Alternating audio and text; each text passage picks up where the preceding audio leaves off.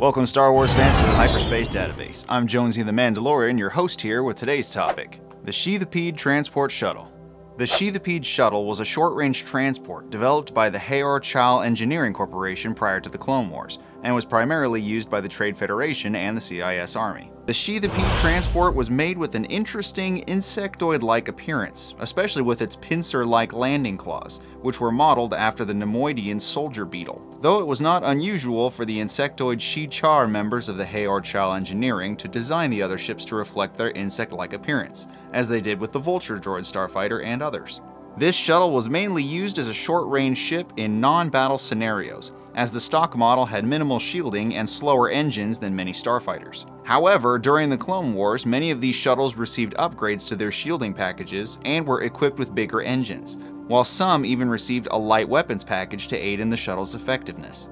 Before the Clone Wars, it was the preferred mode of transport for leaders of the Trade Federation to visit potential clients, and tour facilities that the Federation had business with.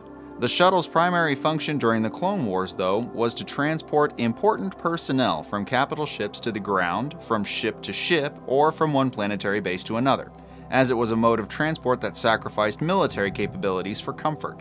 Some of these shuttles had their cockpits removed in favor of a larger cabin space, and were flown by automatic droid brains, while on the other side, the armed version of these shuttles actually had the cockpit expanded to allow a gunner to sit next to the pilot. The Nemoidian leaders of the Trade Federation often were seen in these Sheathipede transports, as Viceroy Newt Gunray owned his own personal variant, dubbed the Lapis Cutter, which, while having no weapons, had extremely powerful deflector shields, as a not-so-subtle nod to the Nemoidians' desire to run instead of fight. Viceroy Gunray used this shuttle numerous times throughout the Clone Wars, but we first see it in The Phantom Menace, as he lands in the capital city of Theed on Naboo after the droid army has successfully invaded. It was later used to visit the Rodian senator Anaconda Farr, though it was damaged when Jar Jar enlisted the help of a local Quazzle Maw creature.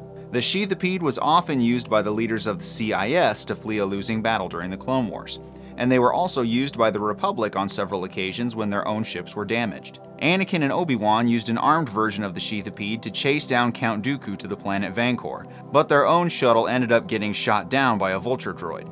Later on in the Clone Wars, Anakin and Ahsoka would use one of these ships to escape from Cad Bane's Munificent-class frigate just before it exploded. There was another Sheathipede shuttle used by Dr. Nuvo Vindi during the Clone Wars, amidst the Blue Shadow virus mission, though this model was captured by the Republic before the Doctor could escape in it. General Grievous was known to use several of these shuttles in his role as Droid General, and he was seen using one to land on Utapau following the Battle of Coruscant to meet with the Separatist leaders, who then took that shuttle to Mustafar, where they waited for their next instructions from the Sith leader. While the Sheathipede is seen extensively in the Clone Wars, it also makes an appearance in the Rebels TV show many years after the end of that conflict. The Ghost and her crew travel to the planet Akamar in search of more ammunition for their war against the Empire, and after Hera and Sabine leave in the Ghost, the rest of the Spectres search the seemingly abandoned Separatist transport. After running into the remnants of a Separatist attack force led by a droid commander, the Rebels and the battle droids end up teaming up to take on the Empire, and use some of the stored proton bombs to take out the advancing Imperial walkers.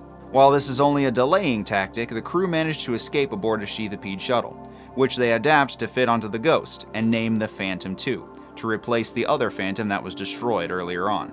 Sabine immediately gets to work and heavily modifies the ship with numerous upgrades, and as well as a new paint job that fits her taste for the artistic.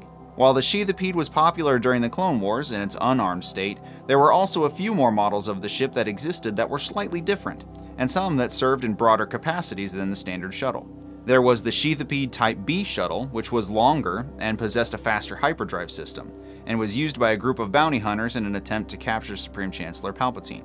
And a captured model was used by a Jedi strike team to rescue Jedi Master Evan Peel from the Citadel prison.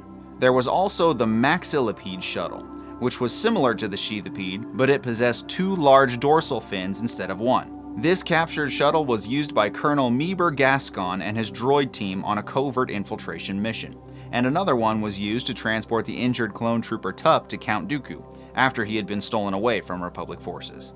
The Sheathipede shuttle was the go-to transport for the leaders of the CIS Army and the Trade Federation, as its comfort and quality were its highest selling points. And with the additions of better engines and weapons, it was no wonder that it was so often used to ferry its important passengers to their final destinations. If you'd like to know more about great Star Wars topics like this one, stick around to the end for some secret trivia, hit those like and subscribe buttons, and hit the bell to be notified every time I publish a new video. Be sure to chat me up in the comments too, because I really like hearing from you. Super special shout out to my Gold Captain level Patreon supporters Miss 2003, Nick Sutphin, and Matthew Scott. Your support is super appreciated and you keep the show growing. Thank you so much. Be sure to chat with me in the comments and check out my other videos for great Star Wars content, and you can follow the show on social media for more news and channel updates. Thank you very much for watching, and I'll see you in the next episode.